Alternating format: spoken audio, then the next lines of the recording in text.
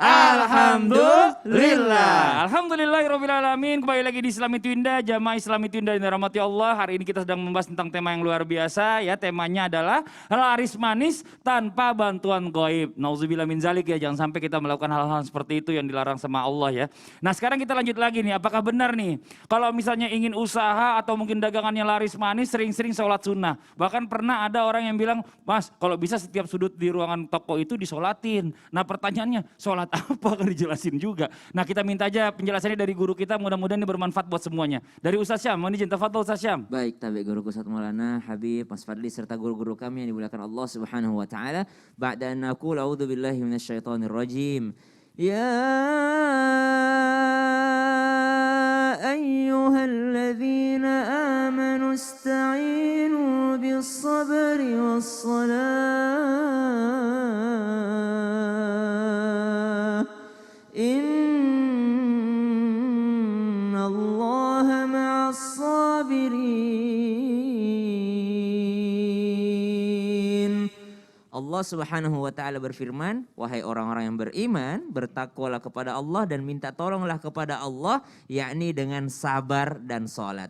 Kesabaran orang usaha, orang jualan tuh pasti butuh kesabaran. Dan juga dengan sholatnya. Maka kita minta tolong kepada Allah dengan sholat kita. Maka tidak salah jikalau dikatakan tokonya pun, warungnya pun, jualannya pun kita sholat sunnah di dalamnya. Karena kalau sholat wajibnya insya Allah ke masjid berjamaah. Maka sholat sunnah apa yang dilakukan di dalam rumah? Yang pertama sholat duha. Atau di dalam tokonya sholat duha. Karena Nabi SAW menjelaskan tentang manusia memiliki persendian. Persendian-persendian ini dikeluarkan sedekahnya. Maka kata sahabat, tidak mampu kami kalau sebanyak itu ya Rasulullah. Setiap persendian disedekahkan. Maka bersedekah dengan cara sholat duha. Kalau sedekah dalam Al-Quran disebutkan berapa kali lipat dilipat gandakan yang dikeluarkan. Maka sholat duha itu akan memperlancar rezeki kita insya Allah. Yang kedua sholat apa lagi? Sholat hajat.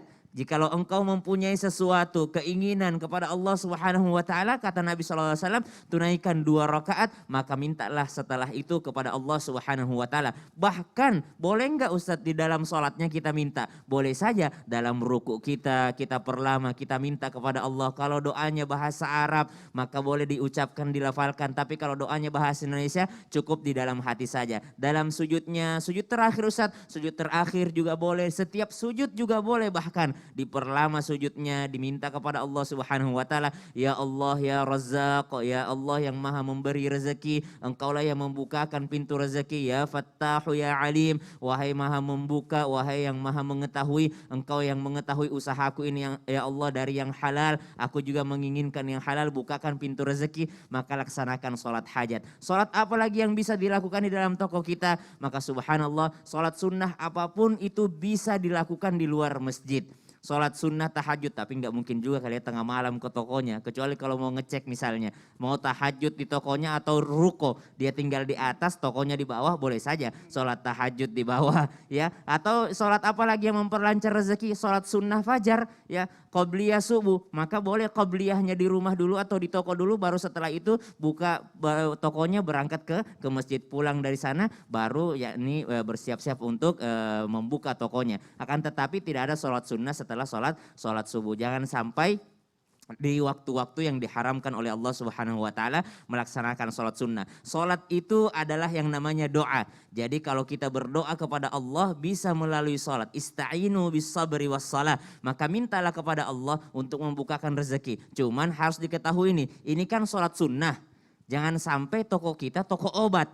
Ada orang yang urgent banget butuh obat kita lama sholatnya, orang nungguin di luar, nih nggak keluar gimana? Orang sudah membutuhkan obat. Maka ketahuilah sholat sunnah dengan kepentingan orang mencari obat lebih penting untuk yang namanya melayani pembeli terlebih dahulu. Jangan karena sholat sunnah terlalu lama, kasihan juga orang yang mau membeli. Sudah antri, orang mau butuh makanan misalnya, ada anaknya orang di rumah atau butuh gas, butuh air galon gitu ya. Benar, tapi kalau misalnya toko obat jangan sering-sering sholat sunnah, dia doain orang sakit berarti kan biar beli obat.